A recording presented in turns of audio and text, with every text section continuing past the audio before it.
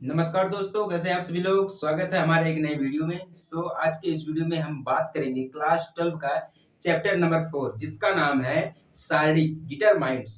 ठीक ना। इसके बारे में हम कुछ बेसिक जानकारी देंगे। अभी अभी हमारा न्यू लेसन है, ठीक ना। तो हम सबसे पहले जानेंगे इसके इंट्रोडक्शन, इसका परिचय हम देंगे, क्या है ये, इसके राइटर्स कौन है, और ये एनसीईआरटी पे है तो इसका फॉर्मूला क्या है, इसके अंदर क्या चीजें आएंगी, क्या हम जानेंगे, क्या नहीं जानेंगे, क्या फॉर्मूला है, सभी बेसिक तरीके से आपको समझाया जाएगा, बिल्कुल अच्छी तरीके से। बेसिक कॉन्सेप्ट एनसीईआरटी बुक है हमारी, जानते रहिएगा। अब आपको पता है एनसीईआरटी हमारी कितने लेवल तक जाती है, ठीक ना। तो चलिए शुरू करें। आप लोग हेडिंग डाल लीजिए, इंट्रोडक्शन टू डिटरमाइंट्स, ठीक ना। इंट्रोडक्शन टू डिटरमाइंट्स, यानी कि सारणिक। सभी को समझ में आ रहा है कि नहीं आ रहा है? चलिए, समझ में आ रहा है तो सब्सक्राइब कर दीजिएगा। चलिए इंट्रोडक्शन इसका देख लेते हैं। सबसे पहले इसके बारे में हम बात करेंगे लाइनर इक्वेशन। इसके अंतर्गत जो चीजें जरूरी होती है, ठीक है ना। Linear equation, LIN, linear equation Hindi है। लाइनर इक्वेशन यानी कि रैखिक समीकरण,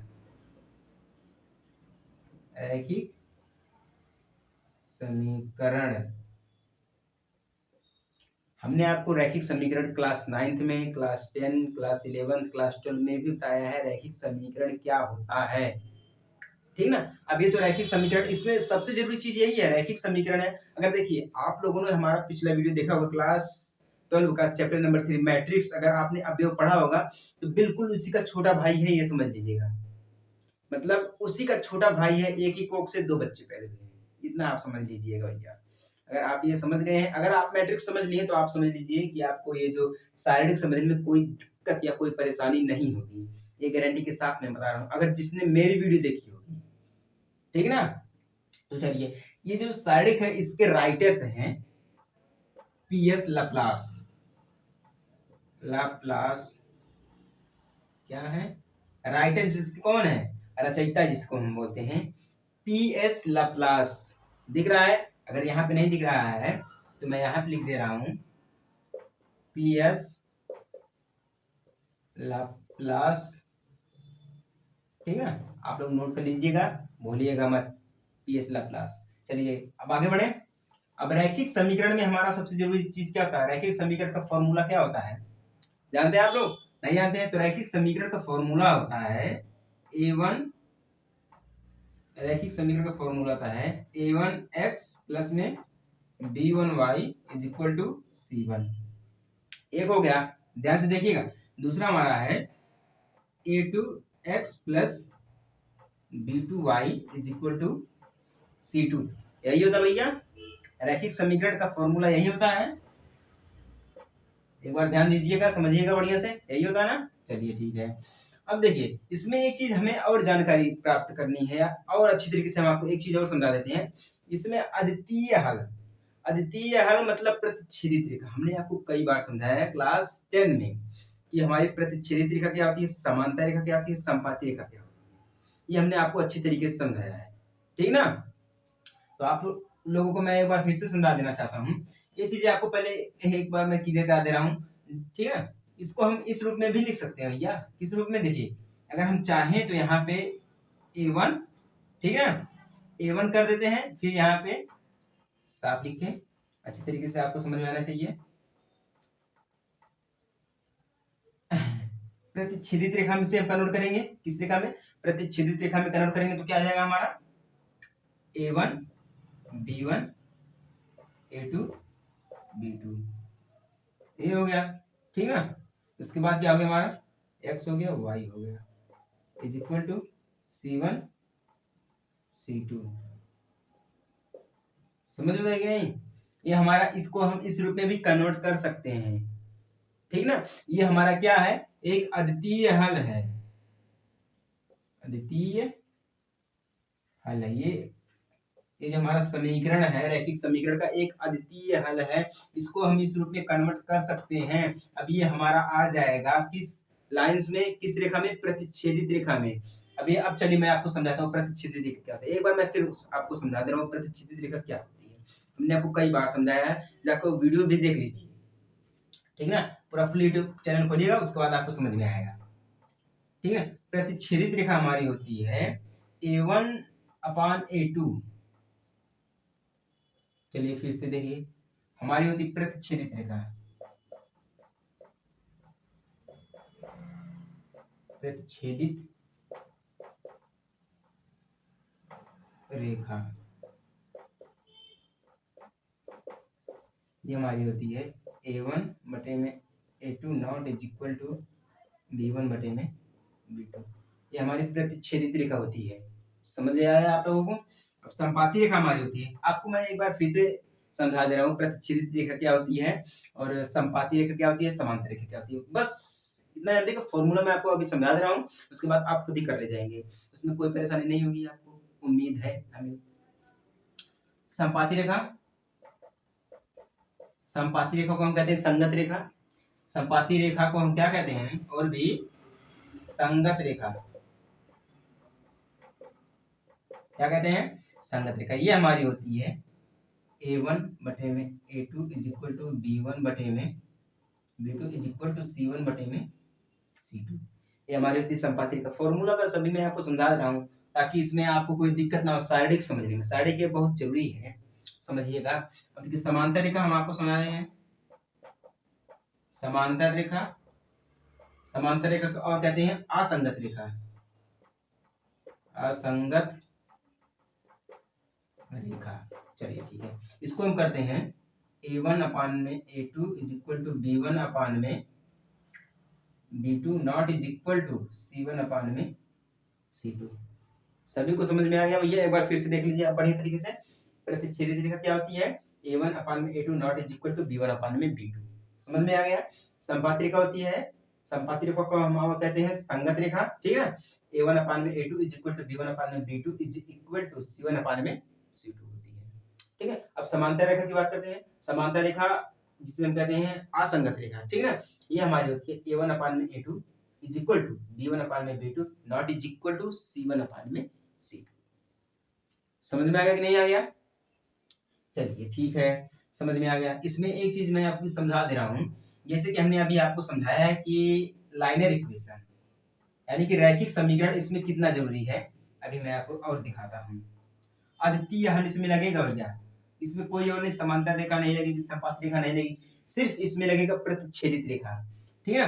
प्रतिच्छेदित रेखा जैसे कि हमने अभी आपको समझाया है A1x प्लस में B1y is equal to C1, फिर A2x प्लस में B2y is equal to C2। हमने यही आपको समझा था। हमने आपको ये भी बोला है, आप इस रूप में कन्वर्ट कर सकते हैं A1 B1 A2 B2 ये भी, फिर एक्स वाई इसको भी इक्वल टू, हमने ये भी बोला है C1 C2। साइड में जगह नहीं थी, नीचे लिख दिया, समझ जाइएगा, ये हमने बोला था। लेकिन अब देखिए, हम इसमें सिर्फ 3 साइड के बारे में जानेंगे। 3 साइड, पहली साइड और दूसरी साइड, तीसरी साइड। अभी मैं आपको इसमें कुछ थोड़ा सा नॉलेज आपको दे दूंगा, पहली साइड क्या होती है, दूसरी साइड क्या होती है, तीसरी साइड क्या होती है, ठीक ना। अभी आप यहाँ पे समझिए ये चीज।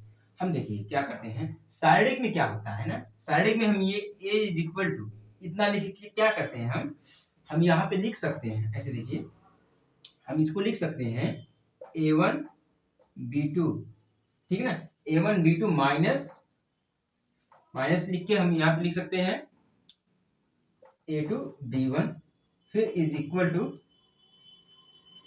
C।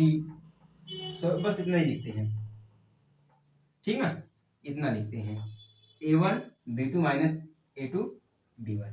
क्यों लिखते हैं, देखिए यहाँ पे क्या होता है। अब रीजन इसका समझिएगा, लाइनर इक्वेशन में आप जाइएगा तो रीजन आपको पता चल जाएगा, फिर भी मैं आपको यही समझा दे रहा हूँ, ठीक है। देखिए A इज इक्वल टू हमारा आ गया किसमें, मैट्रिक्स में, समझ लेंगे नहीं, किसमें आ गया, हमारा मैट्रिक्स में आ गया है।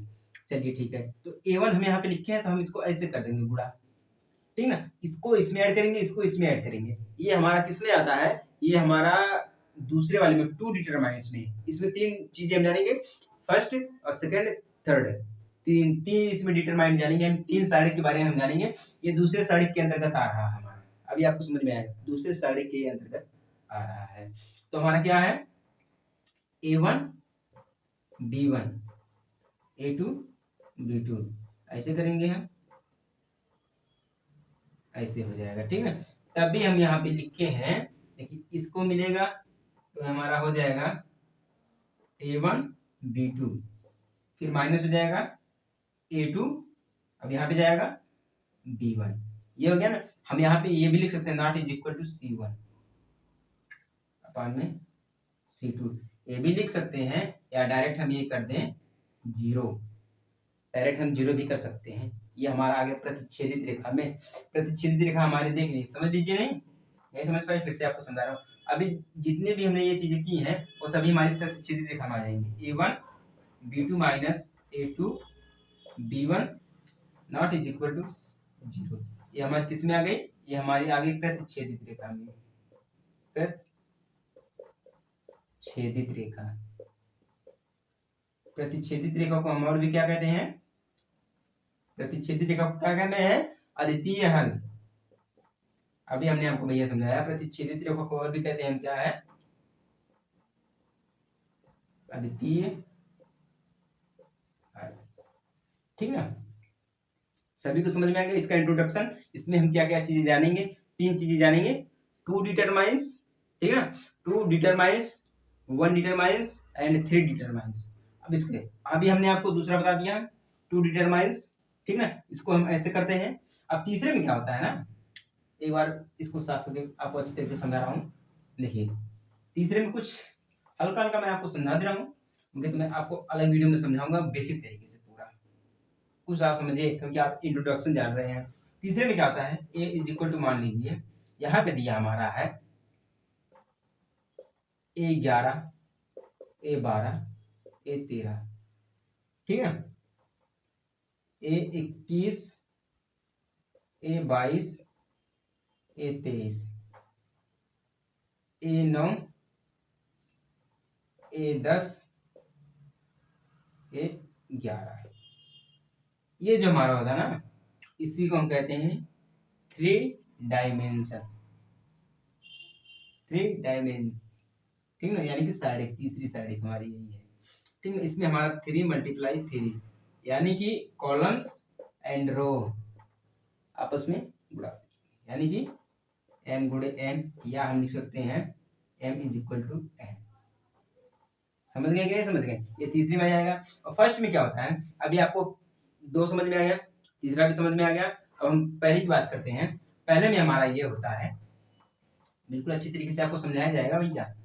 पहले में हमारा क्या होता है, a इज इक्वल टू, जैसे कि पहले वाले में आपको मैट्रिक्स में हमने आप समझाया था aij होता है, ठीक है, m गुणे n होता है, यही समझा था ना। लेकिन यहाँ पे क्या होगा, a इज इक्वल टू हमारा a हो जाएगा, या हम ऐसे कर सकते हैं, ठीक है, a is equal to a, ये हमारा पहला रहेगा। कितने भी प्रयास करें तो हमारा एक ही। समझ में आया आप लोगों को नहीं, कि इंट्रोडक्शन टू साइडिक, यानी कि साइडिक का परिचय, इसका प्रयोग हम करते हैं। साइडिक का प्रयोग हम जानते हैं अपने जीवन में कहां कहां पे करते हैं। साइडिक का प्रयोग हम अपने जीवन में करते हैं। फर्स्ट आप लोग देख लीजिए, करते हैं अर्थशास्त्र में, ठीक है ना, अर्थशास्त्र में करते हैं। दूसरी बात हम करते हैं अपना यहाँ सामाजिक विज्ञान में, सामाजिक विज्ञान में करते हैं। उसके बाद हम अपने जीवन में करते हैं मैथ्स में, इंजीनियरिंग में, ठीक है, मान लीजिए तीसरा इंजीनियरिंग,